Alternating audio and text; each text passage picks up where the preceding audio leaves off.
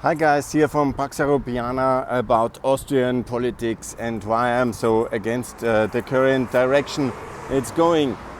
Because Mr. Nehammer is getting more and more in the direction of Orban populism. He sees he has no real chance to win, and in this desperate, very low opinion polls which he is now after all the corruption scandals of the so-called holy superstar Mr. Sebastian Kurz, who has, to my bitter disappointment, I thought he will be really the one to renew Austria. He said it all the time.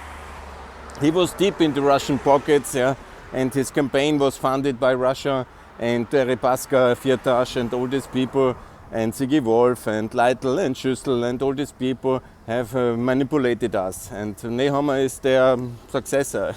He's just a puppet of all these people. And he is, of course, now not so popular because Kurz at least was popular. And so he is totally desperate, and the thing which desperate people then is doing is getting more extreme. And you see it every day. What's working, he thinks, is populism. And so he goes and he sees the competition of the nationalists, of the Putin extremists under Kickel. And then he obviously sees his support to go in the so-called Orban, Vucic, Putin line, Dodik included. So while he sees no future in the West, he desperately tries to anchor then the party which desperately thinks he is the one to save them in a kind of downward spiral of desperation. And these people then mutually reinforce all the worst instincts. And the visit of Orban now is another sign, because imagine how the decline of Sebastian started with a big visit of Orban. So what they talk, of course, is secret. You will not be, I'm not informed, and I can only speculate, but I know exactly how these deals are working, because I followed these things a long time now. And the Russian corruption via Orban works like this, that he starts to offer them huge amounts of money. And money works in politics, because everything is very expensive. And he has these resources, because he has his own, he runs Hungary basically, also a country of whatever, 10 million is it? And then he is also having all these corruptive deals with Putin. And that's huge amounts of money, because when you take 1% of all the energy purchases, I'm talking about the 12 billion euro nuclear power plant, which scandalously it's ongoing. The Finnish have stopped it, Hungary not. So you come on that side, and then you have the yearly volume of energy trade, which I don't know exactly how many billions Hungary is consuming, but a lot. It's one of the biggest for the size of the Central European, one of the biggest gas and energy consumers of Russia. And then 1% is always for the Prime Minister and his political needs, for the power, as they call it, the Vlast. This is the deal, and this is the deal in Hungary and in Austria. So it's enormous amounts of money which are at play here, and they can be used in the one or the other direction. I tend to repeat myself that this is always in a blackmail game, because Russia can always give it also to the friends of Putin, the official friends, or they can give it to the Christian Democrats or to the SPÖ. They're always a bit flexible there, depending on who's in power and who is more compliant with their wishes. And so Putin is the man to explain these things to Nehammer, and Nehammer has already sent out his soldiers to somehow soften the underbelly, because that's how Russian strategy. I mean, you don't have to be a big geostrategic expert to understand that. Now Putin has basically seen that the West was relatively united, whenever on a soft line, but he has been, of course, surprised, and so he decided to counteract. 4 or 5 months is in the war now. So what do you do? First of all, in Italy. Italy is always the first candidate for this, because in Italy you can easily then make havoc, and they succeeded, because Draghi was amazingly serious, and congratulations, he was really very good on the line with the West. And then, of course, he had to go. Then you see the divisions inside Ukraine, also inside Italy, and you have this crisis already completed. Yeah? Draghi is history, he's not president, he is out, and there's new election. The five-star movement is with Conte, and you have three levels, again the left and right you see. Berlusconi, that he's the big friend of Putin, you don't have to wonder that Salvini is since a long time on the pay list, on the payroll of Putin. It's also not a surprise. There was this 33 million energy deal, I remind you. And then comes, of course, the new guy, Conte, who desperately, he was a university professor, had no political connections, then he has to run a party, he failed completely, and then they brought him out of this situation. So Italy is the soft underbelly, then you have, of course, Austria, then you have Hungary and Serbia, they are both fully in, so Austria is the next candidate. How it works then? You put, first of all, you have the leverage of Schüssel, because, in the left, that the left is with Putin, and instinctively pro-Russian and anti-American is not a surprise. They are absolutely always have been. Yeah? But then you need always, the thing is to destabilize countries, you need the main center. And that they are now in a power struggle there in the SPÖ is not a secret. Kern has very strong links to Russia. He was the board member of State Railway, and so he comes into here.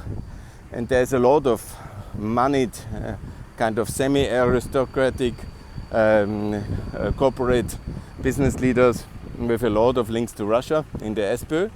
Then you have also the question how to enter the ÖVP, the Christian Democrats. It's more complicated, but there's always Schüssel, there's Leitl. You can always call them. Leitl is so much for the money, he's with his nose, and Schüssel has doing this job for 16 years now. And he is the man of Putin in Vienna. So it's easy to enter. With Schüssel you control Nehammer, and with, that's the chancellor, the puppet, and then you control, via Leitl, you control Mara, who is already at every single kind of moment saying that we have to change, and that the sanctions don't work, they hurt us more than Russia, and all this blah blah blah. And then, to soften up the population, because they are relatively, of course, anti-war, but also they support human. The Austrians are good people, they of course support the underdog and support the victim. You don't have to explain that to the Austrians. They are seeing that the Russians are killers and they're attacking other people. I mean, that's obvious, everybody sees that. But then you have to go strategically to undermine the resolve. Yeah, could we not have peace, and all this, the war hurts all of us, and all this kind of, how you undermine a society. Yeah? And then you see how it's working. Then you have this Rosam. He is the key public affairs advisor, the big lobbyist. You pay what you get, and then you can move fully into the picture, because he is softening up with his huge communication reach. He is softening up the population in this kind of way I described it today. Was already the tweet. Yeah? Yes, the war is hurting us, the sanctions are hurting us, the EU has a strategy against Austria and doesn't like Putin, it was long prepared.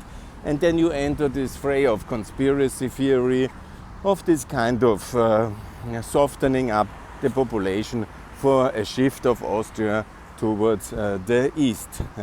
And that's immediate. That will be very soon coming. So there will be very soon early elections, and they will break the Green coalition, and they will move into the more Orban populistic side, which is in their electoral views, the only promising leverage to fight very hard against foreigners, to be very xenophobic, to be very much on the populist side, and to be soft on Russia. This kind of toxic mix will be the lifeline, they think. But, it might be, but I don't think so.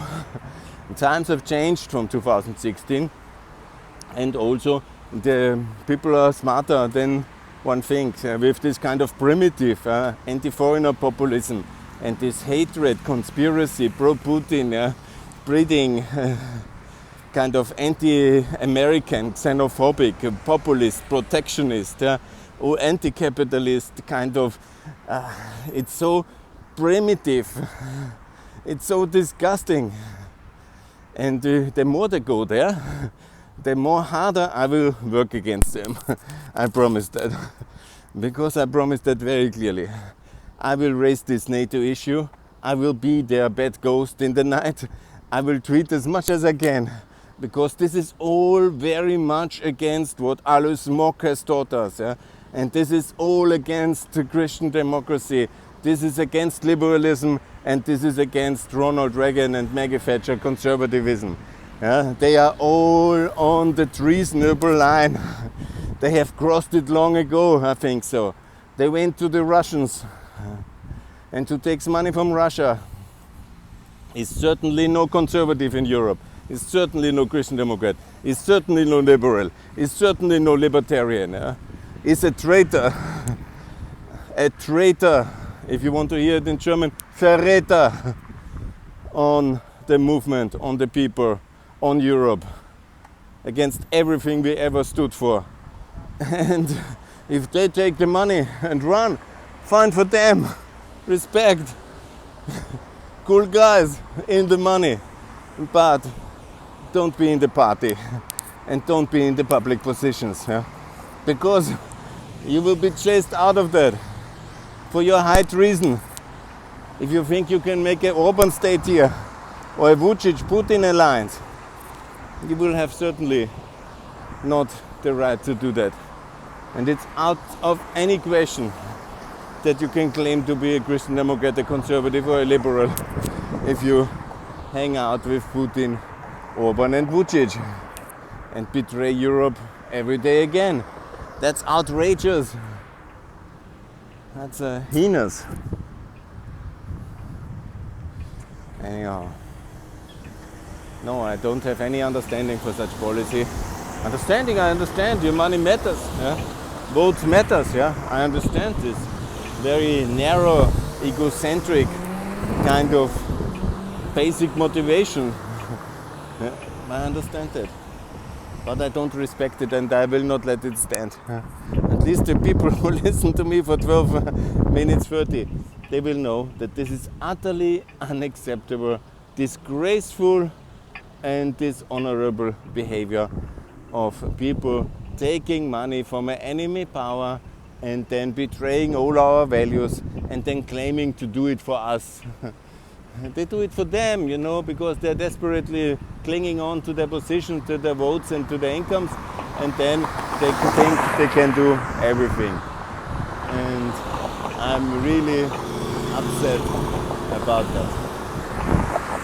I think I was very clear. So no to Orban, no to Vucic, no to Nehammer and any kind of alliances here. No to a turn to the east from the Austrian Christian Democrat or the Austrian state. Yeah. No, no, no to treason. Disclose all your monetary links, get clean, disclose everything you have taken from Russia in order that you can pay back or repent it at least. Yeah. And take no money from Russia anymore and break with Putin. Break with Vucic, break with Orban, and don't go down the populist line. It's better you lose power than to go in this disgraceful level of treasonable cooperation with the enemies of Europe and their servants. Good? Thanks a lot. All the best. Bye.